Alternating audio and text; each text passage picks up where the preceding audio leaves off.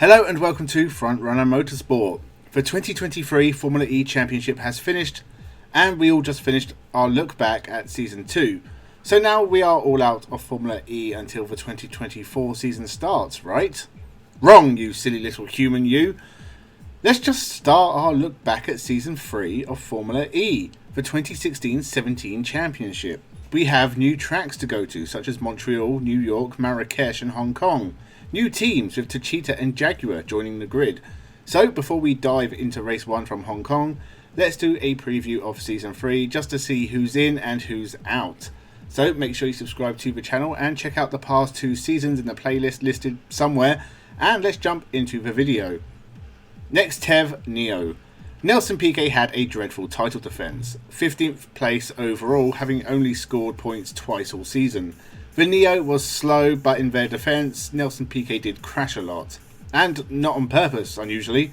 Season 3 would be his final one with the Neo team, so hopefully the first Formula E champion can go out on a high. Higher than nearly last, anyway. Oliver Turvey also returns, having done slightly better than his teammate in the previous season. In 2023, Oliver Turvey is spending his 15th year as a McLaren test driver, but back in 2017 he may still have had hopes of a Formula 1 drive. A few seasons with Neo surely put a stop to that. Amlin Andretti. The surprise outfit at times, Robin Frijns ran near the front relatively often in Season 2, but often found himself being bumped out of the way. But he did take the team's only Formula E podium in Series 2, and finished a respectable 12th overall. Simona Di Silvestro has been replaced by Antonio Felix da Costa, another driver who at this point was pulling off the occasional surprise result, such as his win for Aguri in Season 1. This was a tidy little partnership for the American team. Venturi. Stefan Sarrazin was the surprise package of Season 2. He scored points at every race, finished second at Long Beach and ended the year 6th overall. He was quietly one of the best drivers in 2015-16. His teammates were Jack Villeneuve, a strange choice that was ditched 3 races into the season, and Mike Conway, who scored the odd point here and there. Well, Stefan Sarrazin will be back for half a year, alongside GT ace Mara Engel, who is the steadiest of steady hands. Not necessarily known for his single-seater prowess, but he was a runner-up in British Formula 3 at one point. Tom Dillman would stand in for Engel and then replace Sarrazin for the second half of the year.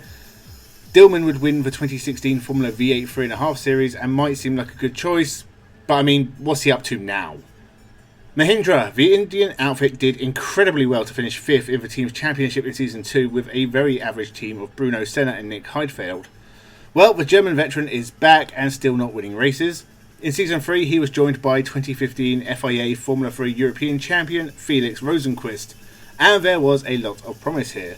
But with a more competitive grid, could they break the top 5 again? Dragon. Dragon kept hold of both their drivers.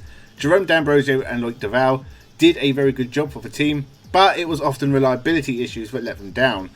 D'Ambrosio won his second Formula E race in Season 2 and looked like the most likely to kick on and pose a threat to the frontrunners, whilst Duval scored decent points finishes for the team. Well, Season 3 is about to be a lot harder for Dragon. Mike Conway would make an appearance standing in for Duval at one race. He was basically the Formula E super sub for a little while. DS Virgin. Sam Bird has been an ever-present at the top since Season 1, but has the worst luck of any of the top drivers. He has lost points due to mechanical issues more than Lucas Di Grassi has taken out Miami. Jean-Eric Vergne has jumped ship to Techeetah and has been replaced by Argentinian World Touring Car Triple Champion Jose Maria Lopez. In between his success in touring cars and his success in endurance racing, Lopez is a brave signing, but one that knows what success is for a team that definitely needs that. He'd miss a couple of rounds due to his WEC commitments. Alex Lynn stepped in for his Formula E debut. Abt Audi. The same lineup, obviously. Daniel Abt was not yet sacked for not playing in an esport, and Lucas Di Grassi barely lost the championship in 2016. Di Grassi and Audi get set for another attempt at championship greatness, and round 2 versus Buemi and Edams. Edams. Talking of the French team, they have the same lineup too. Champion Buemi was going to be on the back foot because he was racing in the WEC and missed a couple of races. Subbing in for him was a yet-to-be Formula 1 driver, Pierre Gasly. The young Frenchman came in for a couple of races and did a hell of a job. Nico Prost is also back and will look to keep up the momentum he had at the end of Season 2. Techeetah. Replacing the Aguri team is Techeetah, not yet the powerhouse of Formula E they would be in the future. Jean-Eric Vergne comes over from Virgin. What a signing he would turn out to be.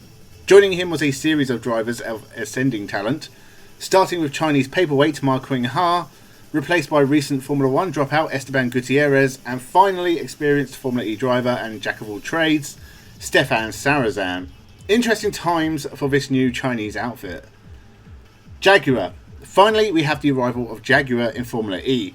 Mitch Evans debuts for the team and is still 7 years later with the team. Mitch Evans has been a title contender for a few years now, and joining him for his first adventure into Formula E was Adam Carroll, a man who was a talent for the future in the mid-2000s, in the early days of GP2 and A1GP, but has since fallen to irrelevance in British GT. A good driver, but a decade too late. So that is the grid and all the teams for Season 3 of Formula E. Let me know your thoughts on the strength of this grid. The first race will be out tomorrow, so make sure you subscribe to the channel. You don't want to miss it. Thank you very much for watching and have a good one.